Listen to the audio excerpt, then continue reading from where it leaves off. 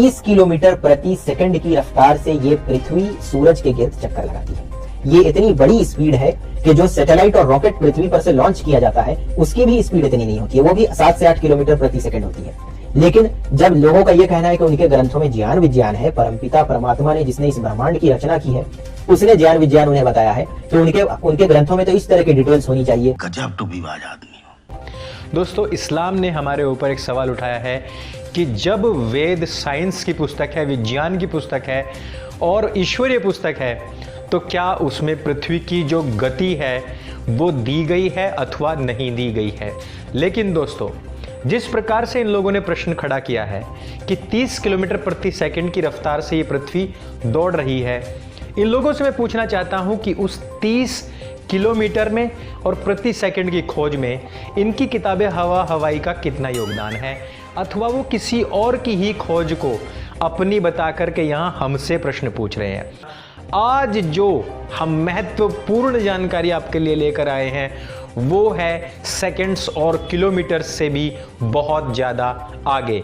इसको सुन करके आप हैरान रह जाएंगे और ढक्कन टोपीधारी लोगों के तो ताले ही टूट जाएंगे। अगर हम ये कहें कि ये बच्चे लल्ला ताला हैं, लल्ला ताला का अर्थ होता है लल्ला अर्थात नादान, ताला इसलिए क्योंकि अब तक तो हम यही सोचते थे कि इन्होंने अपनी बुद्धि के ऊपर ढक्कन लगाया हुआ है, लेकिन दोस्तों इन्होंने ढक्कन में ताले भी बंद किए हुए हैं। गजब बेइज्जती है। ये वो ईश्वरीय पुस्तक के ऊपर सवाल उठा रहे हैं जो आरंभ में ही मनुष्य को प्रदान की थी ईश्वर ने। या ये है कि ये जो सरफेस है, जो अर्थ का रोटेशन है अपने एक्सेस पर, वो भी बहुत तेज स्पीड है। जो अर्थ का सरफेस स्पीड है वो भी इक्वेटर पर ऑलमोस्ट 0.5 किलोमीटर प्रति सेकंड है। जितनी देर से आप मेरी वीडियो देख रहे हैं इतनी देर में स्पेस में आप हजारों किलोमीटर का सफर तय कर चुके हैं। तो जो लोग ये कहते हैं कि उनके ग्रंथों में ज्ञान विज्ञान है, उनके ग्रंथों में इस तरह की कोई बात देखने को नहीं मिलती। चुप हो जा, 7वीं फेल, चुप हो जा। इनके नबी के पहले के जो नबी थे और उनके जो अब्बा जान थे तब वो पैदा भी नहीं हुए थे, तब से हमारा विक्रम संवत्सर चला आ रहा है। विक्रम संवत्सर 2075 आज की तारीख में चल रहा है, अर्थात ईसा मसीह के पिताजी भी तब पैदा नहीं हुए थे जब से हम विक्रम संवत्सर को चला रहे हैं।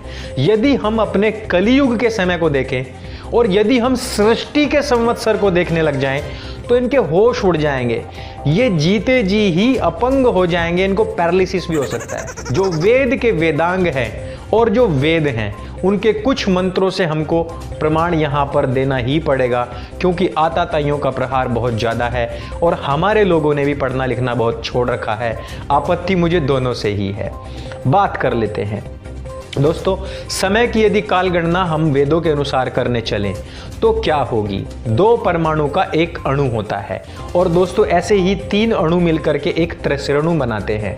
3 इसी प्रकार के त्रिश्रेणु मिलकर के एक त्रुटि बनाते हैं और इसी प्रकार के 100 त्रुटि मिलकर के एक वेद बनता है और इसी प्रकार से 3 वेद मिलकर के एक लव बनता है और इसी प्रकार के 3 लव मिलकर के एक निमेष बनता है। और दोस्तों आपको जानकर हैरानी होगी कि 3 निमेष का एक क्षण, 5 क्षण का एक काष्ठा, 15 काष्ठा का एक लघु और इसी प्रकार के 15 लघु को मिलाकर के एक नाड़िका बनती है। इसी प्रकार की 2 नाड़िकाओं को मिलाकर के एक मुहूर्त बनता है और 30 मुहूर्त को मिलाकर के एक दिन और रात बनता है और इसी प्रकार के 7 दिन और रात को मिलाकर एक सप्ताह बनता है। 2 सप्ताह मिलकर एक पक्ष बनता है और दोस्तों 2 पक्ष मिलकर के एक मास बनते हैं। इसी प्रकार से 2 मास मिलकर के एक ऋतु बनती है और 3 ऋतु मिलकर के एक अयन बनता है और इसी प्रकार के 2 अयन मिलकर के एक वर्ष बनता है और इसी प्रकार के 4,32,000 वर्षों को मिलाकर के एक कलयुग अर्थात एक युति बनती है। इसी में ही 4,32,000 और जोड़ दिए जाएं अर्थात 8,64,000 यानी कि 2 युति अर्थात इसको द्वापर युग भी कहते हैं। 4,32,000 और जोड़ दिए जाएं तो बनेंगे 12,96,000, इसको कहा जाता है त्रेता युग और इसी प्रकार से इसमें और जोड़ दिए जाएं तो बनेंगे 17,28,000 वर्ष, उसको कहते होते हैं हमारे यहाँ सतयुग, और इसी प्रकार से इन चारों युगों को मिला करके बनता है एक चतुर्युगी, जिसमें होते हैं हमारे यहाँ 43,20,000 वर्ष।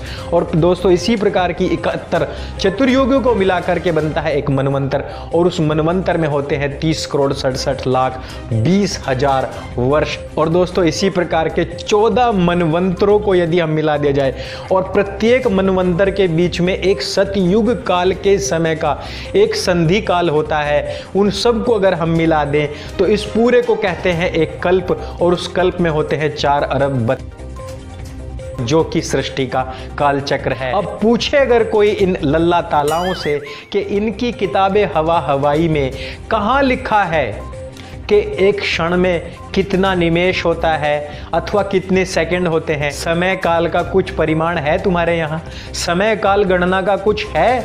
कुछ भी। और आगे मैं बात करना चाहूँगा आपसे कि प्रत्येक बच्चा जो आर्यजन है किस प्रकार से अपने संपूर्ण सृष्टि काल को ध्यान रखता है, याद रखता है अपने वेदों के अनुसार। एक छोटा सा बच्चा भी यदि हवन करने बैठता है तो क्या बोलता है? बैठता है, हाथ में जल लेता है, बोलता है ओम तत्सत श्री ब्रह्मणो द्वितीय परार्धे श्री श्वेत वाराह कल्पे, अर्थात जो हमारा कल्प चल रहा है जो मैंने अभी आपको गिनवाया उसका नाम है श्वेत वाराह कल्प। वैवस्वते मनवंतरे, अर्थात हमारा जो मनवंतर चल रहा है वैवस्वत मनवंतर चल रहा है। 28तमे कली युगे, अर्थात 28वां हमारा कलयुग चल रहा है। कली प्रथम चरण है, जो कलयुग चल रहा है उसका ये प्रथम चरण है। कौन सा चरण है? प्रथम चरण। एकोन वृंद षण्णवति कोट्यः एकोन त्रिंशत् लक्षाणि एकोन पंचत् सहस्राणि शतम विंशतितमे सृष्ट्याब्दे, ये हमारा क्या था? सृष्ट्याब्द हुआ। पंचसप्त्युत्तर द्विसहस्रतमे विक्रमाब्दे, ये हमारा क्या हुआ? विक्रमाब्द हुआ। परिधावी नाम संवत्सरे, हमारा जो संवत्सर चल रहा है उसका नाम क्या है? परिधावी संवत्सर है। उत्तरायणे, अर्थात जो मैंने अभी आपको 2 आयन बताए थे, उत्तरायण और दक्षिणायन, तो हमारा उत्तरायण चल रहा है। शिशिर ऋतु, हमारा कौन सा ऋतु चल रहा है? ये शिशिर ऋतु चल रही है। उसके साथ ही साथ अब हमारा मास कौन सा चल रहा है? पौष मासे, अर्थात हमारा महीना पौष महीने का है। पक्ष कौन सा चल रहा है? जो मैंने आपको बताया था कि 2 हफ्तों का एक पक्ष होता है, तो अभी कृष्ण पक्ष चल रहा है। कौन सी तिथि है? सप्तमी तिथि है। मैं कहां पर बैठा हुआ हूं? इस स्थान का, इस जिले का, इस गांव का संपूर्ण नाम लिया जाएगा दोस्तों। और इस सप्तमी तिथि अर्थात आज की जो तिथि है इससे लेकर के संपूर्ण जो हमारा सृष्टि संवत्सर है वहां तक की काउंटिंग हम प्रत्येक दिन करते हैं। अब अगर मैं आपसे पूछूं कि यदि एक परमाणु से लेकर के एक दिन तक की गति हमने यहाँ पढ़कर आपको सुनाई, तो क्या ये जो पृथ्वी की गति है इसको जाने बिना ही हमने दिन और रात की गति बताई या दिन और रात का समय बताया? क्या उस गति को जाने बिना ही हमने आपको कह दिया? तो आपको क्या लगता है कि यदि हम निमेष पर्यंत, दिन पर्यंत, सप्ताह पर्यंत, महीनों पर्यंत सब कुछ काउंट कर रहे हैं तो क्या हमको पृथ्वी की गति नहीं पता है? ऐसा तो कोई बिल्कुल बंद ढक्कन बुद्धि और जिसमें 2-2 ताले पड़े हुए हों ऐसा ही व्यक्ति सोच सकता है, बुद्धिमान व्यक्ति नहीं सोच सकता है।